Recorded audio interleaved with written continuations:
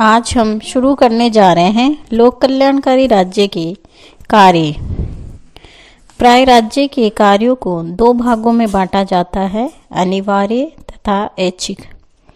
अनिवार्य कार्य के अंतर्गत वे कार्य आते हैं जो राज्य की सुरक्षा से संबंधित रखते हैं, जैसे आंतरिक शांति व्यवस्था बनाए रखना, प्रतिरक्षा और न्याय आदि। ऐच्छिक कार्य में वे होते हैं जिन्हें अपने नागरिकों की भलाई के लिए राज्य द्वारा संपादित किया जाता है। लोक कल्याणकारी राज्य की अवधारणा से अब ये माना जाने लगा है कि ऐच्छिक कार्यों का संपादन करना भी राज्य के लिए अनिवार्य सा है। लोक कल्याणकारी राज्य के कई कार्य हैं, जिनमें पहला है समाज सुधार। कल्याणकारी राज्य मद्य निषेध, बाल विवाह की रोकथाम, छुआछूत, जाति प्रथा आदि सामाजिक कुरीतियों के उन्मूलन की कोशिश करता है। श्रम का विनियमन। कल्याणकारी राज्य श्रमिकों की दशा सुधारने के लिए प्रयत्नशील रहता है। उचित पारिश्रमिक, पेंशन, स्वास्थ्य बीमा, शिक्षा, एसआई व्यवस्था में मजदूरों की सहायता का प्रबंध करता है। कृषि, उद्योग तथा व्यापार का नियमन। राज्य कृषि, उद्योग और व्यापार का इस प्रकार नियमन करता है ताकि किसी का शोषण न हो। भारी उद्योगों पर राज्य स्वयं नियंत्रण रखता है। कृषि के विकास के लिए अच्छे बीज, सिंचाई आदि की राज्य सुविधा उपलब्ध कराता है। असहायक स्थितियों में सहायता। कल्याणकारी राज्य का दायित्व है कि असहाय एवं पीड़ित व्यक्तियों की सहायता करे। राज्य आवास गृह, आजीविका गृह तथा नैन वस्तुओं की व्यवस्था करता है। शिक्षा। लोक हितकारी राज्य का दायित्व है कि नागरिकों को भली प्रकार से शिक्षित करे। प्रारंभिक शिक्षा से लेकर उच्च शिक्षा तक सारा प्रबंध राज्य के द्वारा किया जाना चाहिए। राज्य के द्वारा पुस्तकालयों की व्यवस्था की जानी चाहिए। नैतिक उन्नति के साधनों का विकास। राज्य को भौतिक उन्नति के साथ साथ नैतिक उन्नति हेतु व्यवस्थाएं करनी चाहिए। इसके लिए व्याख्याएं, मालाएं, रेडियो और दूरदर्शन का सहारा लिया जा सकता है।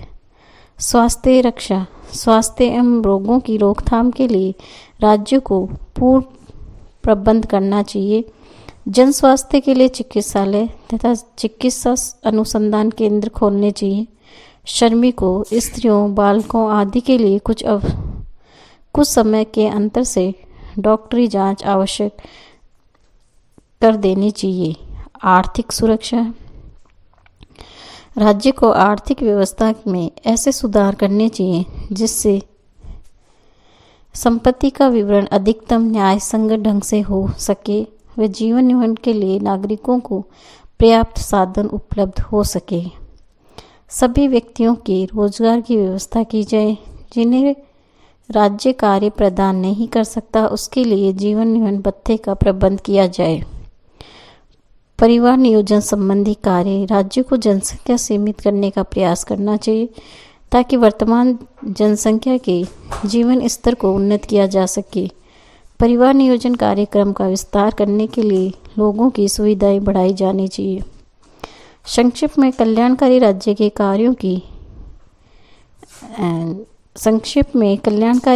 के कार्यों की विस्तृत सूची होनी चाहिए। ये सामान्य धारणा है कि सार्वजनिक कल्याण की उच्च भावना को ध्यान में रखा जाना चाहिए। राज्य को वही कार्य करता है जो कल्याणकारी राज्य के कार्य कहला सकते हैं। राज्य के कार्यों में आम व्यक्ति के कल्याण की भावना निहित होनी चाहिए। लोक कल्याणकारी राज्य की आलोचना। अनेक ऐसी बातें जो राज्य से 50 वर्ष पहले व्यक्तिगत मानी जाती थी, अब राज्य के कार्यक्षेत्र में आ गई हैं और सामाजिक हित की दृष्टि से राज्य ऐसे विषय में हस्तक्षेप करने लगा है जिसे व्यक्ति के कार्यक्षेत्र में माना जाता है। इस कारण से लोक कल्याणकारी राज्य की आलोचना की जाती है। पहली, व्यक्ति की स्वतंत्रता का हनन। आलोचक ये तर्क प्रस्तुत करते हैं कि कल्याणकारी राज्य की प्रणाली द्वारा व्यक्ति की स्वतंत्रता का हनन होता है। बहुत से कार्य राज्य केवल अपने ही नियंत्रण तथा तत्वावधान में करता है। ऐसी परिस्थितियों में राज्य के कर्मचारियों की शक्ति बढ़ जाती है और व्यक्ति की स्वतंत्रता सीमित हो जाती है। राज्य की बाध्यकारी शक्ति का उपयोग बढ़ जाता है और उसी मात्रा में व्यक्ति की स्वतंत्रता का हनन होता है। राज्य की बाध्यकारी शक्ति का प्रयोग। आलोचकों का कहना है कि लोक कल्याणकारी राज्य की आड़ में धनी वर्ग से उसका धन लेकर समाज में समानता स्थापित करने के लिए राज्य की बाध्यकारी शक्ति का प्रयोग किया जाता है, जो सर्वथा वर्जित है। नौकरशाही का विकास। लोक कल्याणकारी राज्य के अंतर्गत नौकरशाही की शक्तियों बढ़ने का भय रहता है। सरकार के कार्य एवं दायित्वों में वृद्धि के कारण प्रशासन का ढांचा बहुत विस्तृत हो जाता है। शासन शक्ति सरकारी कर्मचारियों के हाथों में केंद्रित हो जाती है। प्रेरणा का अभाव। लोकहितकारी राज्य द्वारा प्रदान की गई सेवाएं सबको ही प्राप्त होती हैं। ऐसे व्यक्ति को भी जो स्वयं अपने संकट का निवारण करने की क्षमता रखते हैं। बहुत से ऐसे व्यक्ति भी हैं जो आत्मनिर्भरता की आवश्यकता नहीं समझते। वे अपने काम में ढील दे देते हैं और राज्य पर आश्रित हो जाते हैं। समग्रवादी शासन का भय। कल्याणकारी शासन से वस्तुतः एक भय ये भी है कि जनतंत्र की ओट में समग्रवादी विचार प्रवृत्तियों का विकास होने लगता है। ऐसा राज्य राज्यवाद को बढ़ावा देकर सर्वोदय राज्य की सत्ता स्थापित करता है। खर्चीला शासन। कल्याणकारी राज्य काफ़ी खर्चीला होता है। समस्त कार्य राज्य द्वारा संपादित किए जाते हैं। फसल जो राज्य का नियंत्रण बढ़ता है त्यों महंगाई लागत भी बढ़ती है। उत्पादन में कमी। कल्याणकारी राज्य में सामान्य जन की भलाई के लिए राज्य को बहुत सारे कार्य करने पड़ते हैं। इसके लिए सरकार को धनी व्यक्तियों पर काफ़ी बड़े पैमाने पर कर लगाने होंगे। इससे धनी व्यक्ति प्रोत्साहित होंगे और उत्पादन बढ़ाने के लिए मन लगाकर काम नहीं करेंगे। लोकतंत्र और लोक कल्याणकारी राज्य। एक ऐसा भी समय था जब लोकतंत्र और कल्याणकारी राज्य की धारणाओं को एक दूसरे के प्रतिकूल माना जाता था। लोकतंत्र से अभिप्राय है अधिकाधिक व्यक्तिगत स्वतंत्रता, नागरिक और राजनीतिक अधिकार, मतदान का अधिकार, विधि की निगाहों में समानता, विचार और अभिव्यक्ति की स्वतंत्रता, राज्य के कार्यों में सक्रिय भागीदारी तथा सरकार की आलोचना करने का अधिकार आदि। लोक कल्याणकारी राज्य की धारणा के पीछे ये धैर्य है कि व्यक्ति को सुखी एवं समृद्ध बनाया जाए तथा इस हेतु राज्य द्वारा आवश्यक सेवा कार्यों का संपादन किया जाए। कल्याणकारी राज्य अपने कार्यक्षेत्र का विस्तार करके अधिक से अधिक लोगों का कल्याण चाहता है, किंतु ये राज्य उत्पादन तथा वितरण के साधनों पर नियंत्रण स्थापित करता है। धनिकों पर उनकी आमदनी के अनुपात में इस प्रकार कर लगाना चाहता है जिससे आर्थिक समानता के वातावरण का निर्माण हो सके। कल्याणकारी राज्य में राज्य के कार्यक्षेत्र का अत्यधिक विस्तार होता है और व्यक्तिगत स्वतंत्रता की भावना को आघात पहुंचता है। इससे ये निष्कर्ष निकलना सीमाचिह्न नहीं है कि लोकतंत्र और कल्याणकारी राज्य एक दूसरे के विरोधी हैं।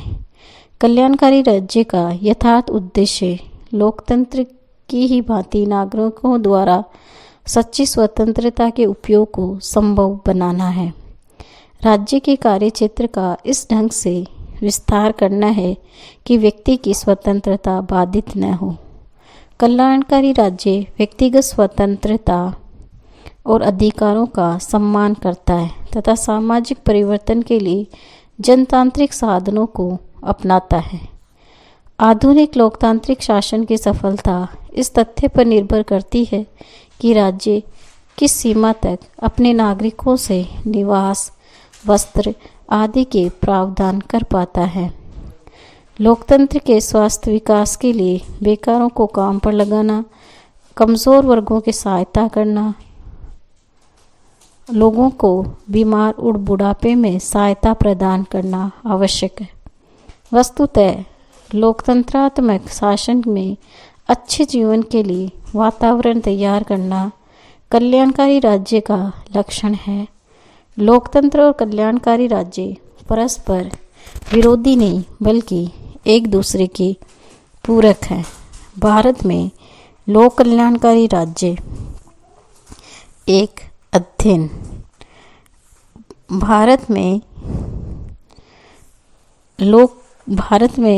भारत में सरकार का ध्येय कल्याणकारी राज्य की स्थापना करना था। भारतीय संविधान के अंतर्गत न्याय, समानता, अधिकार और बंधुत्व के अभाव से अभिसिंचित है। सामाजिक, आर्थिक एवं राजनीतिक न्याय हमारे वर्तमान संविधान की महत्वाकांक्षाओं में से एक है। संविधान के जनक इस बात से परिचित थे कि स्वाधीनता सिर्फ राजनीतिक नहीं होती। राजनीतिक स्वाधीनता तो साधन मात्र है। जब तक भूखे के भय से, अज्ञानता के अंधकार से, आवास के अभाव से, बुनियादिताओं एवं आतंक से, शोषण, अत्याचार, लाचारी और विवशता से इस देश के करोड़ों जनों को मुक्ति प्राप्त नहीं होती, तब तक राजनीतिक स्वाधीनता अधूरी स्वाधीनता ही रहेगी। राज्य नीति के निदेशक तत्व हमारे संविधान की संजीवनी व्यवस्थाएं हैं।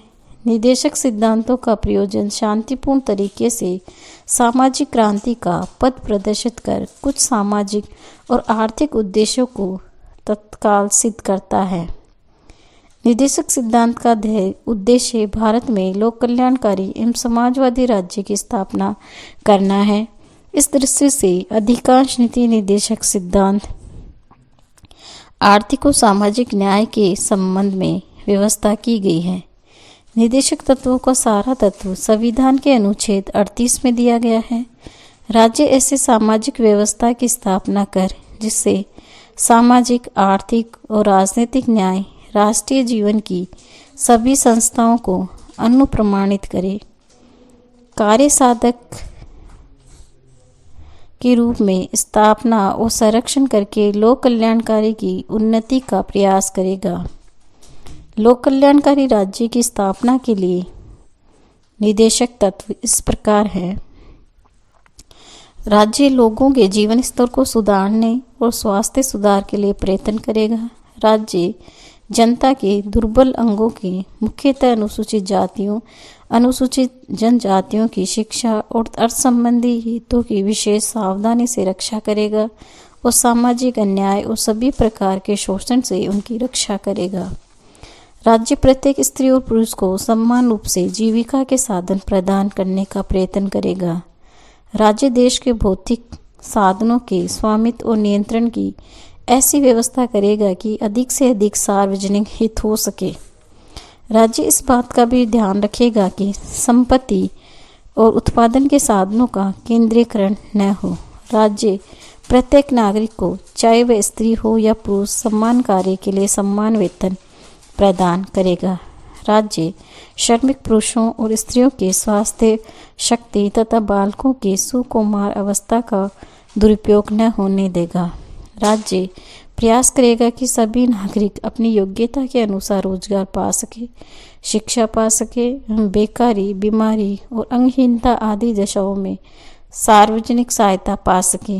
राज्य संविधान के प्रारंभ होने से 10 वर्ष के भीतर 14 वर्ष तक की आयु के बालकों के लिए मुफ्त और अनिवार्य शिक्षा का प्रबंध करेगा। फिर भी हम देखते हैं कि लोक कल्याणकारी राज्य में भारत सरकार ने विगत 55 वर्षों से इस सिद्धांतों पर अमल करने की कोशिश की। इसमें कृषि और उद्योगों के क्षेत्र में प्रगति हुई। हमने अपने मजदूरों के लिए न्यूनतम मजदूरी निश्चित की, अपने श्रम संबंधी कानूनों को आधुनिक बताया और श्रमिकों की व्यवस्था सुधारने का प्रयास किया। पिछड़े वर्गों के संरक्षण हेतु योजनाएं क्रियान्वित की गई। भूमि की सट्टेबाजी को रोकने और सामाजिक तथा आर्थिक समानता प्राप्त करने के लिए शहरी भूमि की अधिक सीमा निर्धारित की गई। बंधुआ मजदूरी की प्रथा को समाप्त किया गया। यह सच है कि राज्य अभी तक पूर्ण नियोजन, बेकारी, बीमारी और बुढ़ापे तथा अंगहीन आदि की व्यवस्था में सहायता देने के कार्यों में बहुत सफलता प्राप्त नहीं कर सका, परंतु विकास योजना में प्राय इन सभी बातों की व्यवस्था की गई है। संक्षेप में नीति निर्देशक तत्व भारत में लोक कल्याणकारी राज्य की स्थापना की पृष्ठभूमि का निर्माण करते हैं। लोक कल्याणकारी राज्य की समस्याएं। आधुनिक राज्य के अस्तित्व का आधार बस यही है कि वह नागरिकों की कितनी सेवा कर सकता है। राज्य लोक कल्याण की भावना से ही कार्य करना चाहता है, किंतु उनके सामने कुछ ऐसी समस्याएं हैं जिससे वह सफलतापूर्ण कल्याणकारी कार्य नहीं कर पाते। पहली, आर्थिक साधनों का अभाव। नागरिकों को अधिकतम कल्याणकारी सेवाएं प्रदान करने के लिए प्रचुर आर्थिक साधनों की आवश्यकता होती है। अधिकांश राज्यों की आर्थिक स्थिति वर्तमान में दुर्बल है, अतः वे कुशलता से कल्याणकारी योजनाओं का क्रियान्वयन नहीं कर पाते। नौकरशाही की समस्याएं। कल्याणकारी राज्य में अधिकांश कार्य सरकारी कर्मचारी करते हैं। जन कल्याण की अनेक महत्वपूर्ण योजनाओं को वे नौकरशाही असफल बना देते हैं। प्रतिबद्ध नौकरशाही के अभाव में कल्याणकारी राज्य की गति मंद पड़ जाती है। वैचारिक संघर्ष की समस्या। वैचारिक दृष्टि से लोक कल्याणकारी राज्य की धारणा व्यक्तिगत तथा समाजवाद का मिश्रण है। दोनों विचारधारा में समन्वय स्थापित करके संतुलित मार्ग पर चलना अत्यधिक दुष्कर है। कल्याणकारी राज्य के विरोध में दिए जाने वाले तर्क समुचित नहीं है। इंग्लैंड में लोक कल्याणकारी सेवाओं में वृद्धि के साथ साथ राष्ट्रीय उत्पादन में भी वृद्धि हुई। इसी प्रकार व्यक्तिगत स्वतंत्रता के हनन का तर्क भी ठीक नहीं। कल्याणकारी राज्य में व्यक्तिगत स्वतंत्रता तथा राज्य की भूमिका के मध्य समुचित समन्वय किया जाता है। एक की दूसरे के लिए बलि नहीं दी जाती, अपितु दोनों को पूर्णतः प्रधानता की जाती है। लोक कल्याणकारी राज्य सामाजिक न्याय को अपना लक्ष्य मानता है, जिसकी प्रेरणा उसे समाजवाद से मिली। अतः समाजवाद को ही क्रियान्वित करने वाली शांति प्रिय और लोकतांत्रिक व्यवस्था लोक कल्याणकारी राज्य ही है। आज के लिए इतना ही। धन्यवाद।